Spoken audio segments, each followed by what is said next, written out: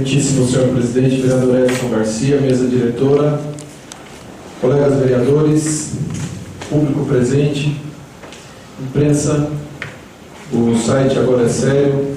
Agradeço aqui o senhor Mário, o professor Mário, do Folha Pirajussara, que vem dando uma atenção especial ao nosso município, desempenhando um importante papel da imprensa regional na nossa cidade. Agradeço a presença aqui hoje do professor Mário.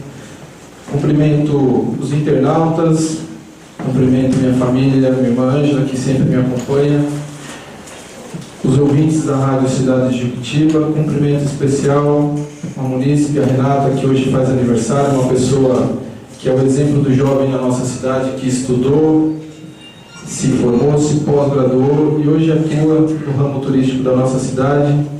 Quero cumprimentar a todos e todas aqui, em nome do meu amigo Samuel, agradecer aqui e sejam todos muito bem-vindos a essa casa. Inicio aqui registrando mais uma vez que o governo federal está investindo no nosso município. Hoje recebemos o ofício da Caixa Econômica Federal apontando já a liberação de recursos parciais para a obra da Praça do PAC, que transformou-se no Centro Integrado de Educação e Cultura. Então essa obra ela já está com os recursos em conta, então ela precisa andar a todo vapor, que é uma obra extremamente importante para o nosso município. São 3.000 metros quadrados de lazer, assistência social, esporte, cultura, cidadania, formação, inclusão digital. Então foi um projeto que lutamos muito e está aí.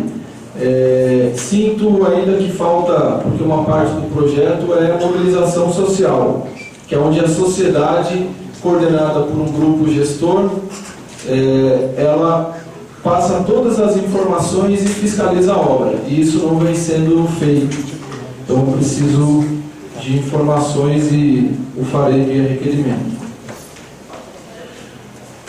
Quero dizer que continuamos muito cuidadosamente apurando um fato que evidencia um problema na saúde do nosso município, que é a questão da demissão da enfermeira Tatiane, e tivemos na última quarta-feira o depoimento aqui do secretário de saúde interino, mais um secretário interino, o senhor Wagner Rodrigo, e que me assustou a postura dele, uma postura não condizente com a postura de um secretário, ainda mais de uma pasta tão importante.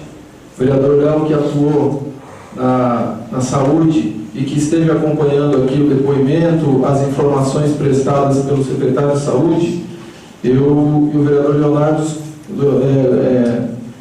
nos impressionamos com a postura displicente e, por vezes, faltando ao respeito, não com essa Casa de Leis, nem com o vereador Leonardo, nem com o vereador Pedro Ângelo, com os demais vereadores dessa casa que acompanham essa fiscalização, mas um desrespeito com a cidade de Juquitiba, com a população de Juquitiba.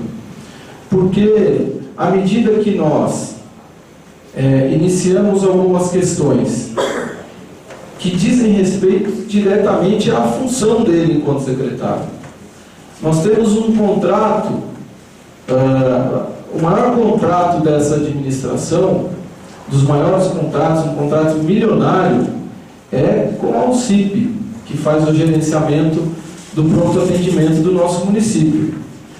Se é um contrato que ele consome uma parcela tão importante dos nossos recursos, acredito eu que deveria ser muito bem fiscalizado, deveria ser muito bem acompanhado, deveria ser rigorosamente cobrado.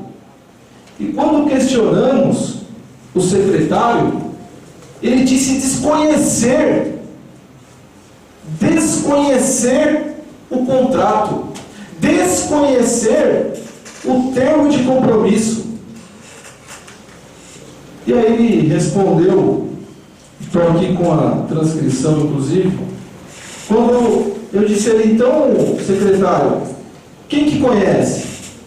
E ele respondeu, deve ter algum departamento na prefeitura que acompanha isso aí.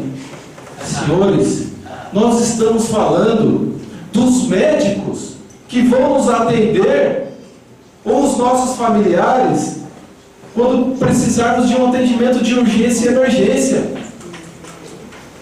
É esse o descaso, essa a postura desse governo, vereador Leonardo. Essa é a postura desse secretário interino, diga-se de passagem, de uma pasta tão importante para o nosso município, que nós acompanhamos, inclusive com informações do próprio do Executivo, que de 2013 para cá houve um aumento dos atendimentos. Então, é algo tão absurdo, é algo tão gritante, que nós analisamos, a Val aqui aponta um jornal, a cópia do Folha Pirajussara.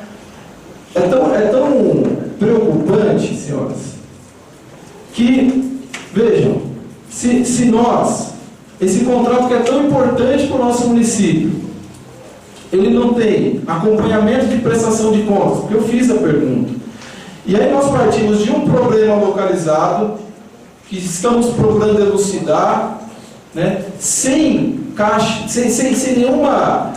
Não estamos aqui caçando bruxas, não estamos querendo prejudicar, nós estamos com o compromisso de dar uma resposta para a sociedade de um caso isolado, de uma demissão de uma funcionária dessa OCIP. E no momento em que nós tentamos elucidar essa questão, nos deparamos com algo tão grave ou mais grave do que isso, que é o total descaso, que é o total o desmantelamento da nossa saúde. Pessoas displicentes com um contrato milionário que é para atender a saúde das pessoas mais necessitadas e até daquelas pessoas que possuem plano de saúde, o primeiro atendimento é ali, na urgência e emergência. Então, quando questionamos, conhece o contrato? Não, não conheço. Quem conhece? Algum departamento da prefeitura. O senhor tem o conhecimento do termo de compromisso ou de um projeto de gestão? Não. O secretário também não tem conhecimento. E estranho, porque quando questionamos aqui o Dr. Rubens, que se apresentou como responsável por essa OCIP, questionamos a ele: quem é a pessoa responsável pela fiscalização, acompanhamento dos trabalhos da OCIP? O secretário de Saúde. Então estamos a Deus dará. E se ele é o responsável e ele não fiscaliza, para onde está esse dinheiro? O que está sendo feito com esse serviço? Porque a população não está contente. Se estivesse contente, nós não estaríamos aqui levantando essa questão. Então, é escandaloso, é vergonhoso que nós temos uma saúde em que ninguém fiscaliza, em que ninguém... eu não consigo ler, eu vou explicar. Que ninguém fiscaliza, que ninguém acompanha a prestação de contas. Porque esse contrato, inclusive o Tribunal de Contas já apontou em OCIPs anteriores, que ele só pode ser remunerado mediante o atestado dos serviços executados conforme manda o contrato e o termo e o projeto. Se o secretário não conhece o contrato, não acompanha, não fiscaliza, ora, o que é que estão fazendo com a saúde do nosso município? Então, senhoras e senhores, esse governo, ele vem se caracterizando por contratos milionários, duvidosos e com péssimos serviços. Eu falei da saúde, mas eu poderia estar falando da educação, do transporte escolar. Vejam as mazelas que essa empresa de transporte escolar, que há um ano nessa tribuna, nós cobramos vistoria. Nunca fizeram uma vistoria desses veículos. Tem veículo que bateu, acabou o freio, houve engavetamento, e se não tivesse o último ônibus com freio, teríamos uma tragédia com as crianças da nossa cidade.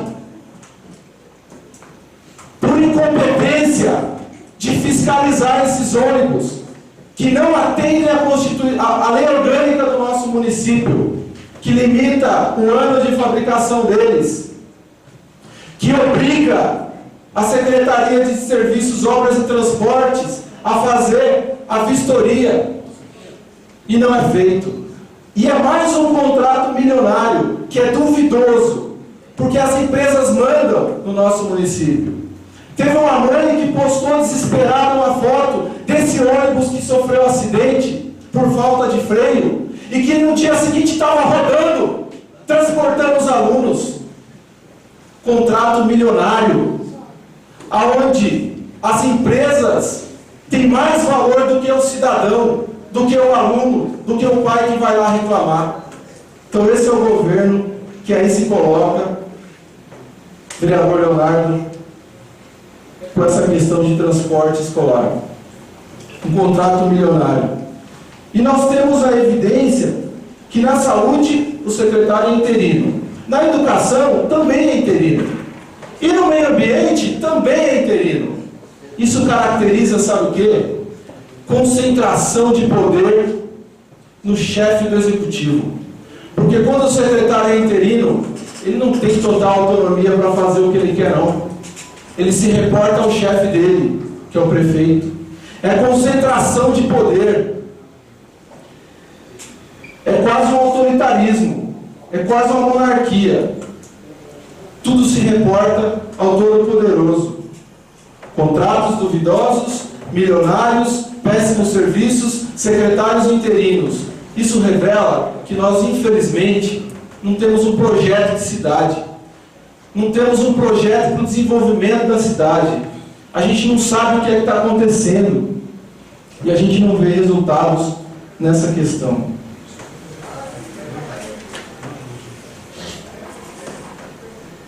Depois, então, da minha fala na última tribuna, que eu acabei sugestionando aqui a instalação de uma comissão parlamentar de inquérito, tenho sido muito questionado, tenho ouvido muitos questionamentos. Quero ressaltar que foi uma manifestação minha, do meu ponto de vista. Respeito todos os colegas vereadores dessa Casa de Leis. Afinal, nós vivemos um parlamento livre e democrático. Quero esclarecer que um requerimento de CPI não é apreciado pelo plenário, ele não depende de votação em plenário, ele depende regimentalmente apenas de um determinado número de assinaturas.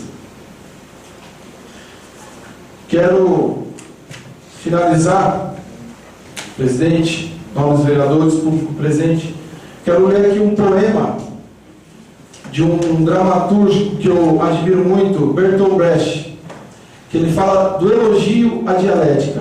Dialética é você negar uma ideia e ao mesmo tempo afirmar para você chegar a uma conclusão sobre ela. O poema chama-se Elogio à Dialética. A injustiça avança a passo firme. Os tiranos fazem planos para 10.000 anos. O poder apregoa. As coisas continuarão a ser como são. Nenhuma voz, além dos que mandam, em todos os mercados proclama a exploração. Isso é apenas o começo. Mas, entre os oprimidos, muitos há que agora dizem: aquilo que nós queremos, nunca mais alcançaremos. Quem ainda está vivo, não diga nunca. O que é seguro, não é seguro. As coisas não continuarão a ser como são. Depois de falarem os dominantes, falarão os dominados. Quem ousa dizer nunca? De quem depende a opressão? De quem depende que a opressão prossiga? De nós. De quem depende que ela acabe? Também de nós. O que é esmagado, que se levante. O que está perdido, que lute.